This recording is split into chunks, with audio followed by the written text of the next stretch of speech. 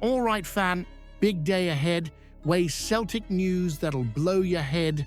Brendan's making moves behind the scenes. A surprise farewell message has dropped out of nowhere.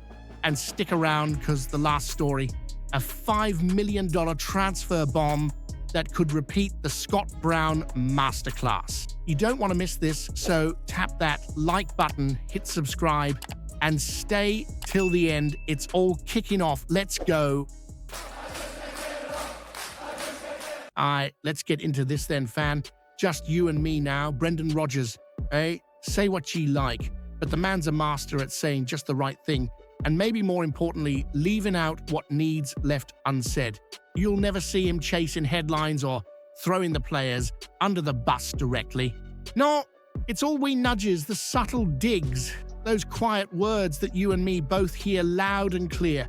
So when he turns round and says, I can't fault the players, you and I both know that's not quite him giving them a pass. Then he follows it up, however, if you want to progress, then, as I said, you need to bring in quality. That's not a wee suggestion. That's Brendan tapping on the boardroom table, looking the suits dead in the eye. And fair play to him, right? He's no here to balance budgets or worry about sustainability. That's what Martin O'Neill said back in the day, remember, at the AGM, sitting just a few seats along from Dermot Desmond, bold as brass Adesias, says, that's not my job, Dan. His job was getting better players through the door. Let the board worry about the numbers. Brendan's singing from the same hymn sheet now, just we a bit more polish. But here's where it matters, fan. Think back to last summer. When the pressure was on, when Brendan pushed, the board folded. We spent £26 million on Ida, Engels and Trusty. So why would this summer be any different? It won't be. The pressure's already bubbling, the crowd's watching, and Brendan's speaking in that tone that tells you he wants business done pronto. So I expect a couple of signings, big ones. Because when Brendan talks like this, it usually ends with Dermot reaching into the biscuit tin. But here's the real question for you, pal. If Brendan doesn't get what he wants this summer, is it the board bottling it again, or is Brendan starting to lose his grip behind the scenes at Parkhead?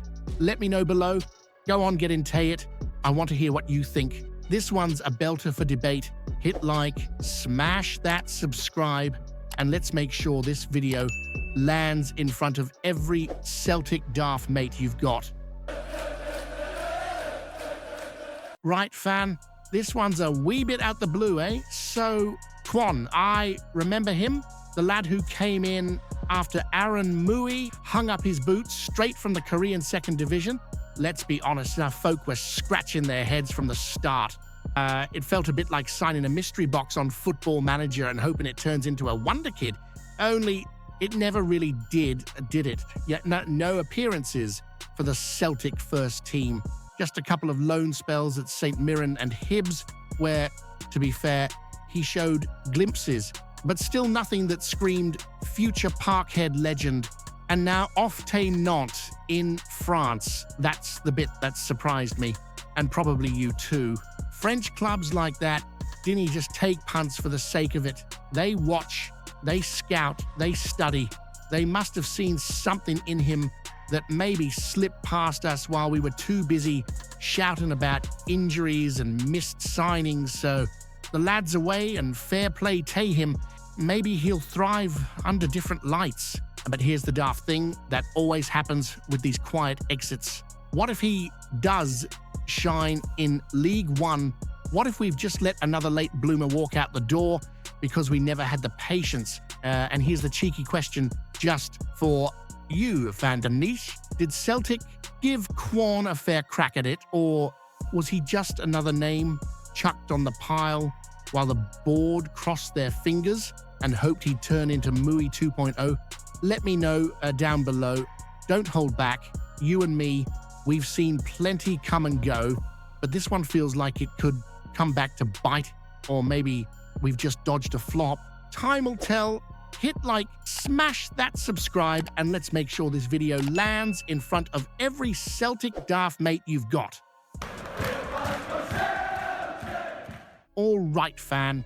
Scott Brown, repeat, Celtic eyeing up ridiculous 5 meter total starlet in move that could break records. Celtic have been fairly busy in this summer's transfer window as they gear up for the 2025-26 campaign kicking off next month, but one name's got folk talking.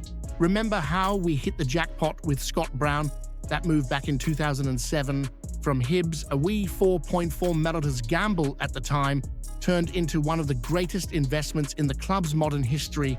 Brown wasn't just a player, he became the heartbeat of the club, a leader, a warrior. 618 games, 46 goals, 63 assists, 10 league titles, a mountain of cups, and 2 Player of the Year awards. No bad, that 4-point fiemto is still the biggest fee between 2 Scottish clubs to this day, but now the boys could be set to smash that record if they go all in on the Len Naran Miller. The Motherwell midfielder, only 18 years old but already making serious waves in the Premiership.